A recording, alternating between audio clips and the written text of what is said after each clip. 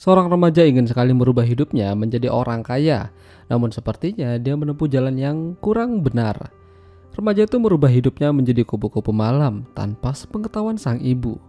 Sampai-sampai dia tidak tahu apa yang terjadi pada ibunya sendiri. Ya, film dengan judul Sintetas no Hai Paradiso yang dirilis pada tahun 2010 yang lalu ini akan menceritakan kisahnya. Mungkin aku nggak akan panjang lebar ceritain tentang film ini, karena di dalam film ini tuh hampir 90% isinya gunung kembar semua. Jadi kalau kalian mau lihat filmnya, ntar aku taruh linknya di tab komunitas aja ya. Ya, mereka berdua ini adalah Catalina dan Jessica. Mereka masih duduk di bangku sekolah SMA. Usia mereka juga masih sangat muda, belum genap 18 tahun malahan.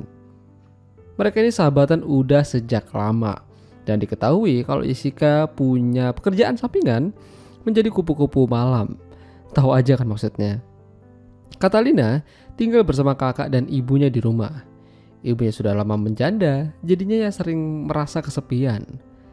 Apalagi terkadang Catalina tuh suka bikin jengkel ibunya dan mereka tuh sering berdebat satu sama lain. Selain itu, dia juga punya seorang pacar namanya adalah Albeiro. Dia tuh sayang banget sama Catalina. Apapun akan ia lakukan demi dia. Sayangnya Albeiro ini orangnya tidak punya, jadi terkadang Catalina tuh agak malas-malesan sama dia. Ya, meskipun begitu mereka tuh saling mencintai. Semenjak sahabatan sama Jessica, Catalina tuh sering diajak pergi ke rumah orang-orang kaya buat begituan. Tapi sayangnya Catalina tuh hanya duduk sambil menunggu Jessica habis perang. Beberapa kali Jessica tuh menawarkan Catalina pada kenalannya, tapi mereka tidak tertarik karena Catalina punya gunung kembar yang mungil, jadinya kurang gimana gitu.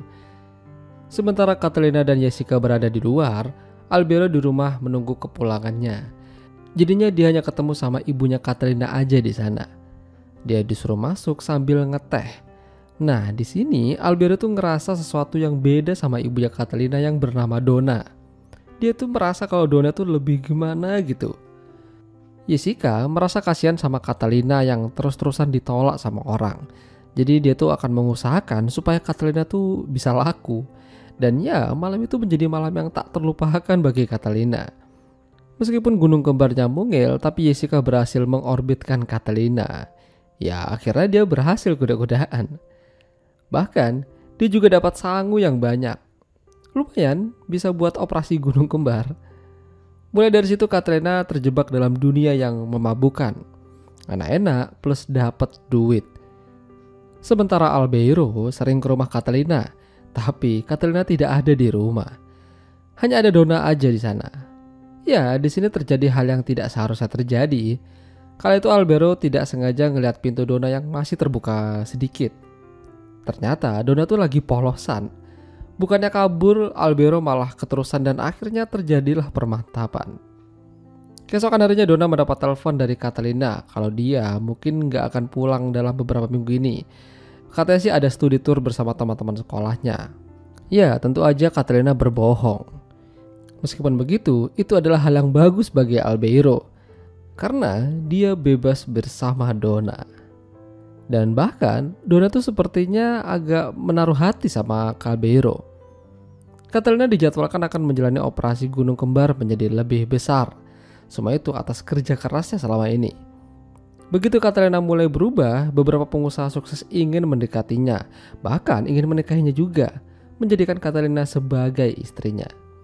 Ya, itu adalah kesempatan yang bagus bagi Catalina. Mumpung ada yang mau, jadinya Catalina berencana memanfaatkan pria tersebut. Sesekali Catalina akan kembali ke kampung halamannya menemui Albeiro dan sang ibu. Tapi belakangan ini hubungannya dengan sang ibu tuh sepertinya mulai retak. Karena Catalina menggandeng orang yang dicintainya. Udah gitu Catalina juga jarang pulang. Belum lagi kakaknya Catalina harus ditembak mati oleh polisi karena kasus perampokan dan pembunuhan. Ya, sungguh tragis. Tapi Catalina tetap melangsungkan pernikahannya dengan pengusaha tersebut. Tapi drama kembali terjadi. Salah satu anak buah suami Catalina melihat Donna sama Albeiro.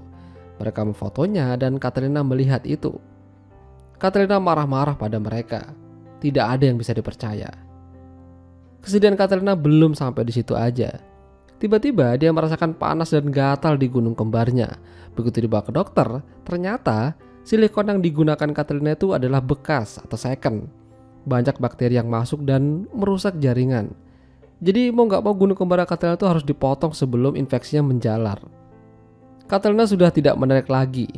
Kini giliran Jessica yang maju. Ya, lucunya Jessica ini malah seneng ngeliat Katrina menjadi buruk. Memang dia tuh iri dengan pencapaian Katrina, tapi semua itu akan terbayarkan. Suami Katrina direbut oleh Jessica. Katrina kini memang sedih dan ditinggalkan oleh suaminya yang kaya raya tersebut. Tapi salah satu pengawal suaminya malah mendekatinya. Dia akan melakukan apa saja demi Katrina.